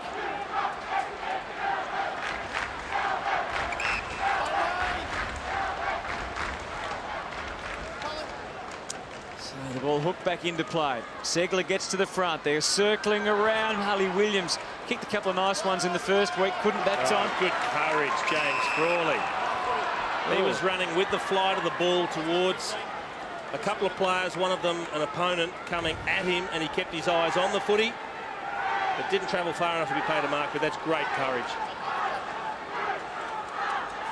Then probably should have got a free kick for over the shoulder. I'm not sure why the umpire actually blew the whistle for a ball up. Side bottom, waiting to see if it happens to fall his way. It doesn't. Gisbert's Another banana. just on in the second half. I guess that's because of the rule, isn't it? You couldn't kick it straight down the line. But what we do see, Hutto, is these days a lot of players prefer to kick with their natural foot on the outside of the boot or around the corner or bananas rather than using their opposite foot. It's a trend. It's a real change, isn't it? Change in thinking. What about that for a kick? That was Young. It was a good pass. Straight to Stefan Martin. Oh, he decided to play on. Oh, boy. Ruckman shouldn't do that, should they? A man that intelligent, you wouldn't think he could do something like that. I don't want to use any adjectives to describe it. He bounced and ran straight into a bloke. Oh, and here's an opportunity for Segler to mark. Ugle delivered it to him. So let's have a look. 4 minutes and 3 seconds. 21 points is the margin. That's when a coach, as a coach, Mark Neal would be, he'd be like a duck. His feet underneath the desk would be just a little bit frustrated. What went through his head then? So 2 regulars and a 9 would have scores level. Jace. And that's the first one down. Jonathan Segler puts it through. The question, what went through his head? Probably not a lot, because you wouldn't bounce the ball when you've got a direct opponent 5 metres away. Well, the problem was he didn't know where to go. needed to hold it up because there was no one in the attacking 50 to kick it to. So he needed to hang on to the ball, but bouncing and running at steel side bottom probably wasn't the option. No. So a regular and a 9 would have a scores level. Still time to kick 3 regular goals. Well, they did It's a good kick, good follow through of the leg, wasn't it? The Pies did at the end of the third quarter, and Melbourne will be aware of that. So they'll have that in the back of their conscience at the moment, the D's players. Of course, Collingwood with 2 wins so far in the NAB Cup, and Melbourne with just the 1. Back to 15. Segler, the last goal kicker, of course. There's Jones. High, wide one. Thomas puts the arms out, hoping it might fall his way. Cribben just overrunning it. In valuable seconds either way, although there is time on at this stage of the quarter. This is a really big win for Melbourne. When you think of the names that aren't out there tonight, pretty much all their elite drafted talent over the last couple of years. And obviously they're both captains in the Jacks, Stringove and Grimes. We haven't got Clark out there tonight. This is a big win. He pointed the wrong way, the umpire, and everyone had taken off. So it's set up for Magna or Green, but they've got some big trees to climb over. Ball decided he wouldn't take on the pack. Released the handball to Shaw. Can they get out somewhere on the other side? Young held up. So he might be forced to come back this way again. Let's see. Yes, he goes into the middle to Ball. Gee, they'd like to switch direction if they can. And they can. Oh. Hartley, a few nervous moments. So not going all that well for the Pies here on their way out. But eventually... Sorry, a lot of tired boys out there at the moment too. Thomas to side bottom. Where to now? Won't want to go into reverse, so sets it up, hoping someone can drag it down. Big Shea got a little handball away. Nicely done. Ugle, fleet of foot, saw off McDonald, but then sprayed his kick. Great chase, McDonald. Yep. The result out in the full. That is a chase with intent. Disappointing. Disappointing from Jack Fitzpatrick before then. The ruckman coming over the top to spoil had an air swing. Could have thumped it over the boundary line very easily. So 2:23 on the clock. Not sure there's time for 3 regular goals now, Jace. Kingy's already said it's this over. win for Melbourne is a great one, so he's got them over the line. Yeah. Well, we've all done that before and looked the idiot at the end of the game, haven't we? Now Frawley. Oh no. He'll be right. Unbiased up here in the box. He learned from last week, Hutto. Yeah, he needed to. Thomas round the corner. Jones. Mark not paid. He knew it. Played on. Gave it to Fitzpatrick. Hurried kick. Shaw. 2 minutes and 3. A lot of mistakes there because both sides are out in their feet. Fatigue. They've got to just keep their head, the Melbourne players. When you get possession, just hold it up. You can chip it around a bit. So round one, they played two games of two 20-minute halves. This is their first full game of 4 20-minute quarters. Unfortunately, fatigue not an excuse for Cribben because he's only played the second half. He's done well here, though. And unfortunately, just couldn't complete the job. And now... Oh, down goes Lynden Dunn. I think he's upsetting a few of them out there. Now we're down to 1:39, and it is looking unlikely for the Pies. Garland improvised pretty nicely there. High ball. I'm sure Martin won't play on and have a bounce. He's done it again. He's not going to have bounce this time, though. No, it's better. And he kicked it cleanly through to Watts. Down to a one-on-one. It's good enough no matter what happens now, you'd think. Catch couldn't take them over. What was Dale Thomas doing there? He doesn't know either. Well, he now knows because he'll man the mark. Oh, look, they've got a loose player in the pocket. So Green's eventually able to spot him. It's Couch down there. Yeah, he can go back and eat some time off the clock. And a little delicate number into the pocket. And Stefan Martin. Great running from Stefan Martin. He got the ball in the middle of the ground and had the awareness to push. Well, Brad Green's forward. finally gone down and said, take your time, relax, have a shot, eat up the clock. Because they've been playing on at every opportunity, Melbourne, and we understand you want to keep practicing that, but at this late time of the match, you need to eat up a bit of time on the clock every time you have a clean possession. So there's the angle. And it's certainly not going to be a goal or even a score. Out on the full, but only 34 seconds. So job done as far as the D's are concerned.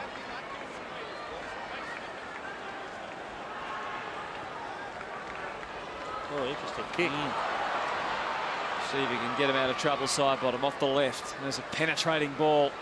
Ugle outsized. Thomas still going strong. Breaks through the middle. Buckley could go to McNamara instead. Tries Sinclair. Good hands. Tough grab from Ben Sinclair. So again, we're going to have a late opportunity for a goal. It won't be Sinclair, and it won't matter too much. It'll be Luke Ball, who, as I mentioned, was very accurate in front of goal last year. He'll have the last say in the game. It won't change the result. Who knows? Percentage could still decide who wins the NAB Cup, who plays in the NAB Cup Grand Final. Both these sides will be on 2 wins and 1 loss. This will be a terrific boost for Melbourne's confidence. Both sides missing a lot of stars, particularly in the second half. But Melbourne are going to run out winners. Will it be by 9 points or 14? It looks like it'll be by 9. Goalkeeper loses his hat. Yep. Luke Ball didn't lose his head, though. Kicks the goal. Melbourne win by 9.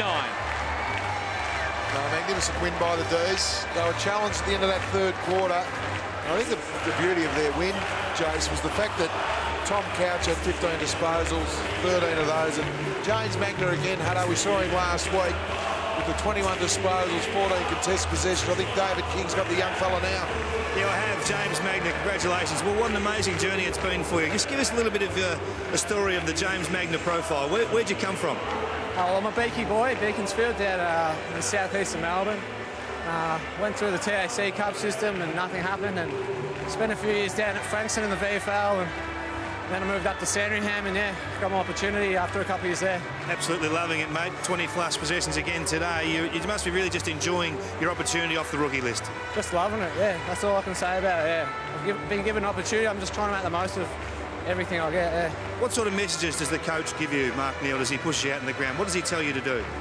It's all about the squeeze and pressure. Pressure's the main thing. We want to be a serious football team, that's the thing, and yeah, we're just trying to do that bit by bit.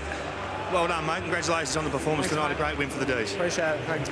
Well, that was the pure simplicity of it all, wasn't it? He said, I'm just happy to have a go, and I'm enjoying every minute of it. A young man trying to make his way, and he certainly started 2012 in great form in the NAB Cup. Enough to suggest he'll be there come round 1, I reckon. We can tell you that both West Coast and Adelaide have had wins tonight. So they are alone on top of the table, and these sides, Collingwood, who play Adelaide next week, are in the chase. Yeah, regardless of the result, and we love Melbourne, the way they've gone about, the contested possessions, 125 to the Ds, 119 to Melbourne, and the clearances as well, 33 to 27. And they've also won the tackles. So that normally does replicate into a win if you use the ball extremely well.